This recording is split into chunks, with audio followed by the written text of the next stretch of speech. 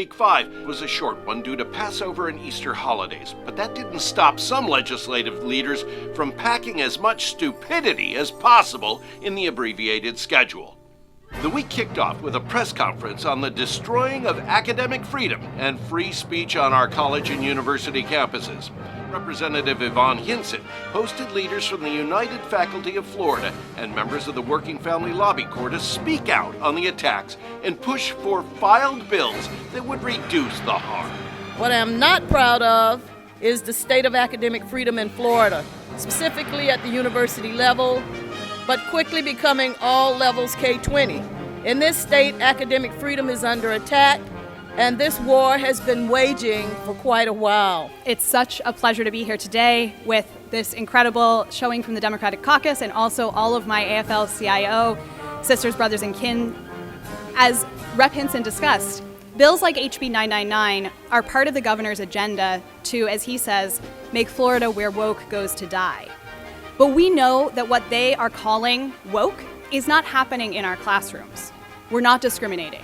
We're not indoctrinating. We're teaching. If higher education in Florida is a boulder, over the last couple of years they've been using pickaxes and a jackhammer.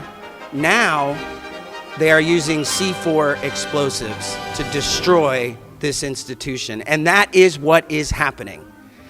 If these proactive measures that have been discussed are not adopted and the continued attacks are allowed to move unfettered as they have, we are going to lose the best and brightest in our faculty. We are not going to attract new faculty. We are not going to attract the best graduate students from around the country. We will lose millions and millions of dollars in research grants. And we will take what is now ranked the highest higher education system in the country to the lowest. They are making us a laughing stock. Witness? I'm the dean, Dean Pritchard. Yeah. And as of this morning, this house has been rezoned. Yeah, it is now exclusively for campus use only. What are you talking about? You can't just do that. I've already paid the first and last month's rent. Take a look at that. You have a week to vacate the premises, and I thank you for your cooperation. On Tuesday, the Senate Education Pre-K through 12 Committee heard SB 444, which would actually allow politicians to run for local school board seats without even having to live in the district. And they're really getting angry and frustrated because every time they turn around, this body is dictating to their local government how it has to operate. These are constitutional officers. It should be up to the people in those communities to make these decisions, whether the races are partisan or not, what the term limits are or no term limits, or how people must qualify to run in these districts. It is divisive to allow this to happen. It's divisive to allow someone from any part of the state to look at a school board and say, I think I can take that guy out. Later, the Senate Ethics and Elections Committee took up a 98-page elections overhaul that had just been released the day before. It was 5:30 in the morning, and you had rambled on for 18 pages. Front and back! Another year and another overhaul of our election laws, making it harder for people to register and vote. The thought? It's much easier to control elections if only certain people can vote.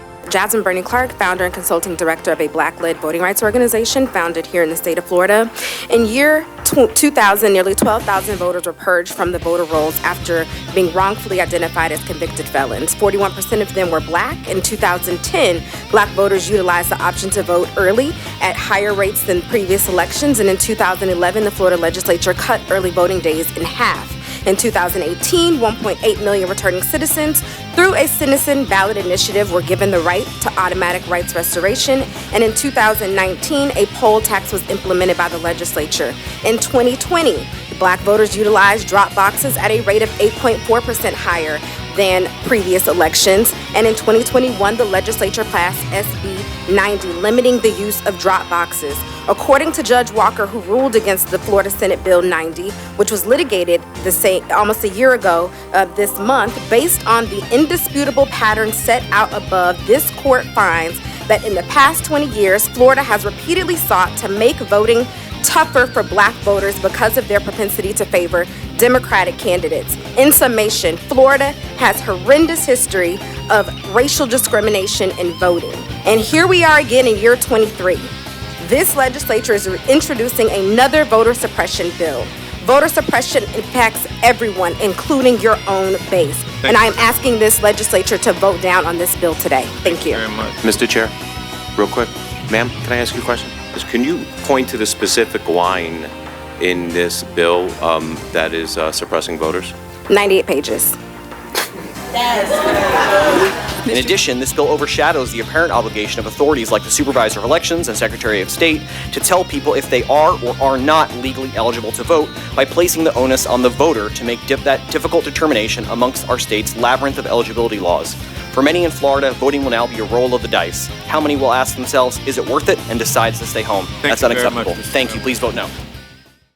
In the final hours of the shortened week, the Senate Rules Committee took up SB 1068, which would ban local governments from enforcing any regulations on drone delivery services and massive drone ports launching the little buzzing robots. This just after Walmart designed these exact same delivery technologies. Don't break anything. Trust me, I got this.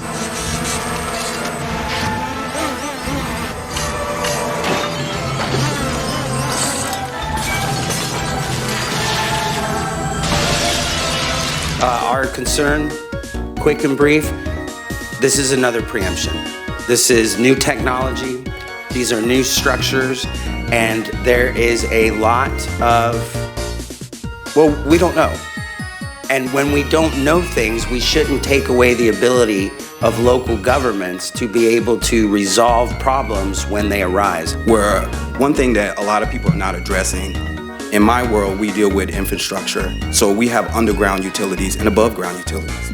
Most drones are not always piloted by pilots. They go by a GPS or a GIS program. So you're asking a device to see something at 15 miles an hour that's as big as this microphone. So being in that area and having power outage for an accident, basically getting a delivery, that puts out 200-300 people out of service for one package. Sometimes it's not easy being leaders up there, and you have to make the improper best decision. This time is your turn. Even though the week was short, the Working Families Lobby Corps was on the case. Solidarity! Donna Pixley, Local 507, West Palm Beach, Florida. This was very enlightening and it was very eye-opening, and I think that I recommend Lobby Corps to all the unionists. Definitely, we need to be here. My name's Rick Myers. I'm a Teamster from Jacksonville, Florida. Teamsters Local 512. I'm here supporting my brothers and sisters in opposition to these union busting bills. They might not be coming after us as UPS employees, but it's only a matter of time, so you need to get up here and fight for our rights. That's a wrap for week 5. Now we just wait to see what insanity ensues in over the next 4 weeks. Keep track of it right here next week. Such an idiot. Let me see what your best move is.